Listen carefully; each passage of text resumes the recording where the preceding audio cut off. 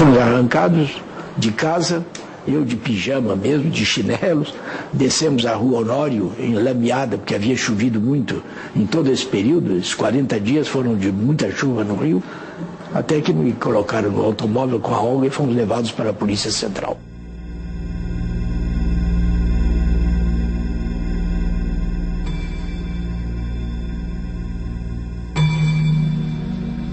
E ele é colocado, é uma cena muito cinematográfica, muito bonita, porque ele é colocado dentro de um elevador, desses elevadores antigos de porta sanfonada. Ela está do lado de fora, a porta do elevador fecha e é a última vez que eles se veem na vida.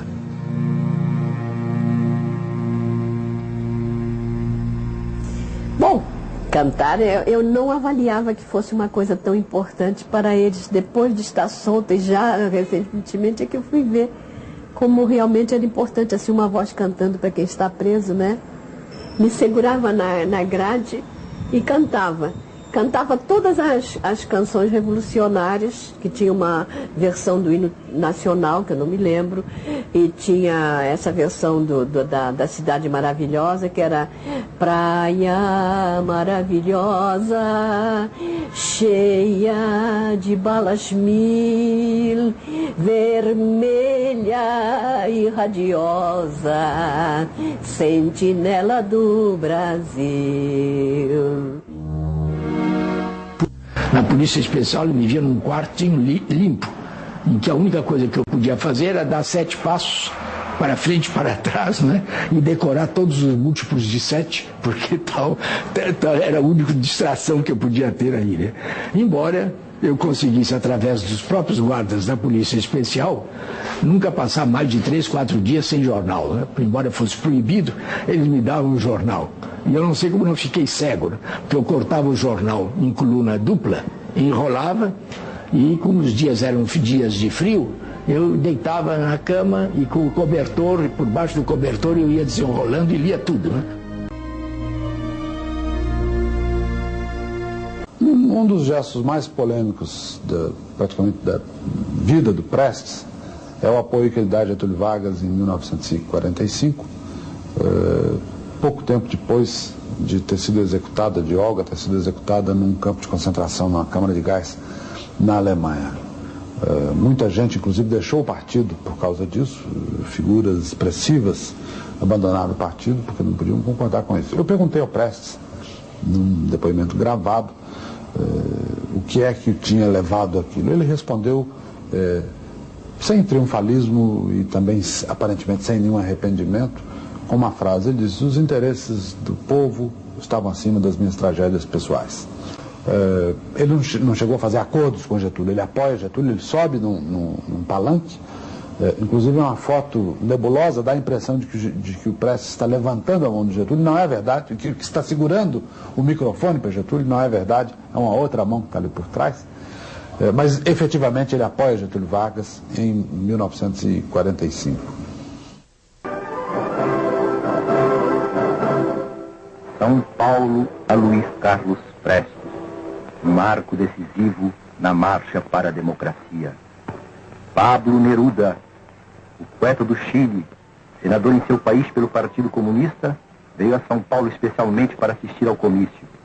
Neruda escreve a sua saudação ao povo brasileiro. Desde todos los rincones de nuestra América, el pueblo te saluda, Prestes, con sus pequeñas lámparas en que brillan las altas esperanzas del hombre. Hoy pido un gran silencio de volcanes y ríos. Un gran silencio pido de tierras y varones. Pido silencio a América, de la nieve a la pampa. Silencio. La palabra al capitán del pueblo. Silencio, que el Brasil hablará por su boca.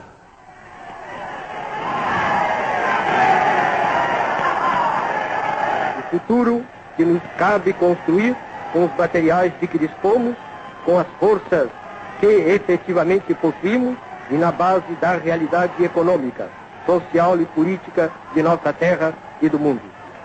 Salve, povo de São Paulo! Viva o Brasil! Livre, unido, democrata e progressista. O Tribunal Superior Eleitoral, por 3-2, no dia 7 de maio de 47, colocou o Partido Comunista fora da lei por esse argumento. Sendo o Partido Comunista do Brasil, era seção de um partido internacional. E esse partido internacional tinha a sede em Moscou. Em Moscou só há um partido, de maneira que nós éramos contra o pluripartidarismo, por mais que disséssemos que eram a favor, e esteja no nosso programa, o pluripartidarismo. Foi um ato arbitrário, sofístico, né? Vergonhoso para o Tribunal Superior Eleitoral. Somente 2 juízes votaram contra. Em agosto de 50, a publicarmos um manifesto bastante esquerdista em que chamávamos o povo já para a luta armada, que era o manifesto de 1º de agosto de 1950, que causou um grande mal a toda a nossa atividade, que isolou o nosso partido das grandes massas populares, porque era também inviável, né?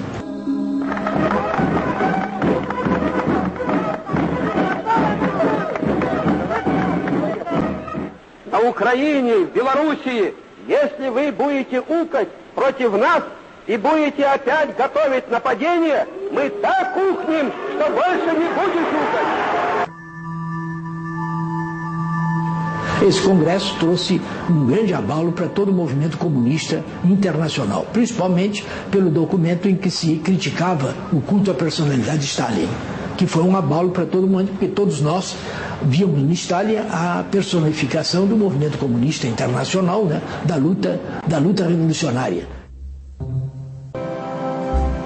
Eu passei de janeiro de 48 até março de 58, quer dizer, mais de 10 anos em rigorosa clandestinidade, com muita dificuldade de conhecer o que se passava até no país e dentro do partido, né?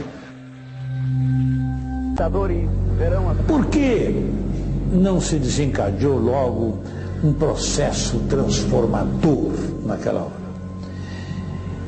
Eu chego à conclusão que nós éramos uns inexperientes. Éramos, no fundo, muito jovens.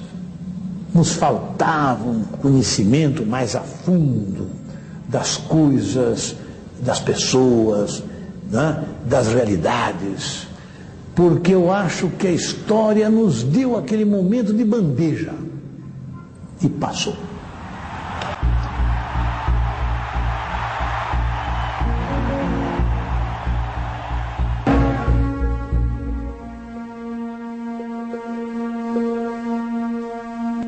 Já nesse interim, a burguesia brasileira, né, com medo da classe operária, que vinha obtendo grandes vitórias, grandes aumentos salariais, a inflação crescia, a situação econômica também já entrara em estancamento e em retrocesso, aproveitaram toda essa situação para, com o dinheiro do imperialismo, preparar o golpe militar de 1964.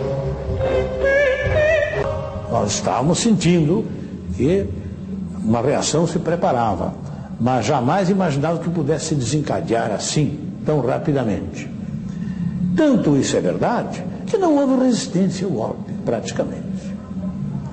Tudo caiu como um castelo de cartas. Porque eu penso que a direita, o golpismo, não tinha condições de tomar o governo, de dar aquele golpe. Foi a nossa inconsciência, foi o nosso despreparo, a nossa ingenuidade foi o que permitiu a eles darem o golpe. Chegaram, empurraram a porta, ninguém pediu nada, entraram. Daí um pouco tinha mais 2 portas, empurraram as outras 2 portas, não tinha ninguém também, entraram. E assim foi o que ocorreu. Eles não estavam preparados para dar o golpe, e se houvesse uma posição de alerta do governo e de todas as áreas democráticas e populares, eles não tinham jamais condições de dar aquele golpe. 64. Todos nós fomos derrotados em 64. O Partido Comunista, o Movimento Nacionalista e Democrático e também a classe operária. E a classe operária sofreu a pior derrota, que é a derrota sem luta. Recuou sem lutar.